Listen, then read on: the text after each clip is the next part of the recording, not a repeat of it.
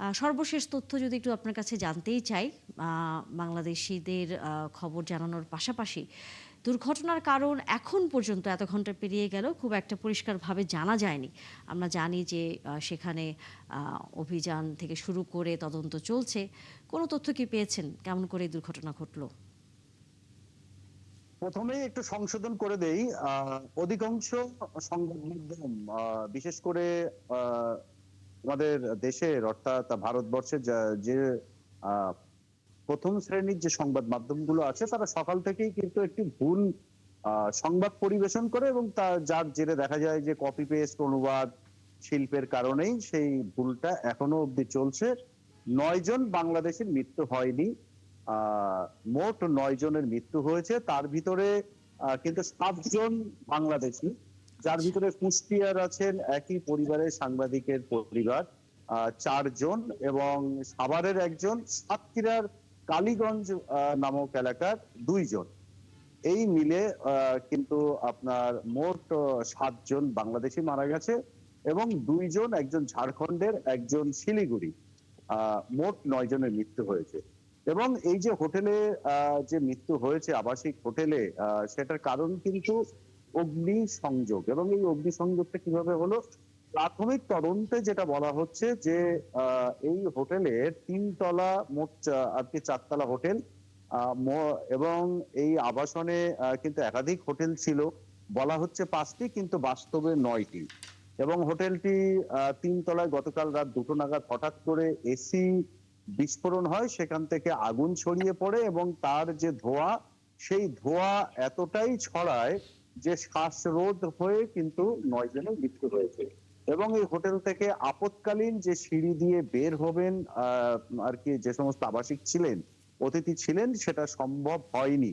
চিৎকার চেঁচামেচিতে একটা হুড়োহুড়ি পড়ে। অনেকে ঘুমের ঘোরে বুঝতে পারেননি। যখন বুঝেছেন ততক্ষণে তাদের শ্বাসকষ্ট শুরু হয়ে গেছে এবং উঠে তারা যে নিরাপদে বেরিয়ে আসবেন সেই সময়টুকু তারা পাননি এবং লোডশেডিং হওয়ার কারণে অন্ধকারে বিপত্তি হয় আরো বেশি।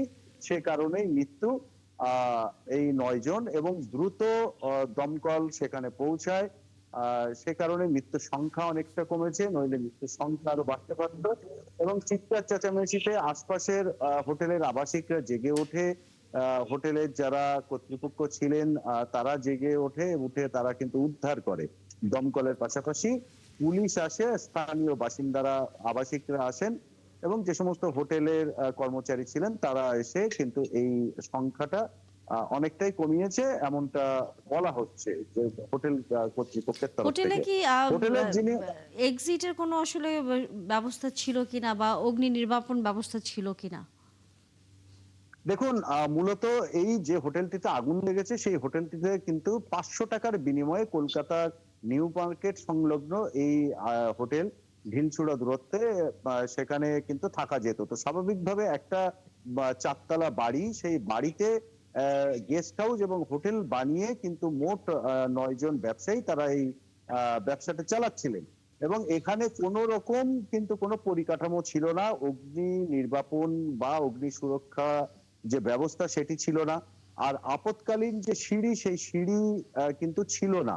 একটি সিঁড়ি ছিল ঠিকই কিন্তু সেই সিঁড়ি দিয়ে যে ওঠানামা করবে সেটা তারা আবাসিকদের সেটা দেখানো হয়নি। অর্থাৎ আবাসিকরা আবাসিক জানতেনও একটি না। ভবনকে হোটেল হিসেবে আসলে আপনিও বলছিলেন যে মাত্র ৳৫০০ য় হয়তো রুম ভাড়া করে সেখানে নিউ মার্কেট এলাকায় আ আপৎকালীন অনেকেই যারা আসলে প্রয়োজনে থাকতেন। কারণ আমরা যেমনটা জানি যে যে সাংবাদিক পরিবার মারা গেছেন, তারাও আসলে চিকিৎসার কারণে সেখানে অবস্থান করছিলেন এবং তাদের আজকে বাংলাদেশে ফিরে আসার কথা ছিল।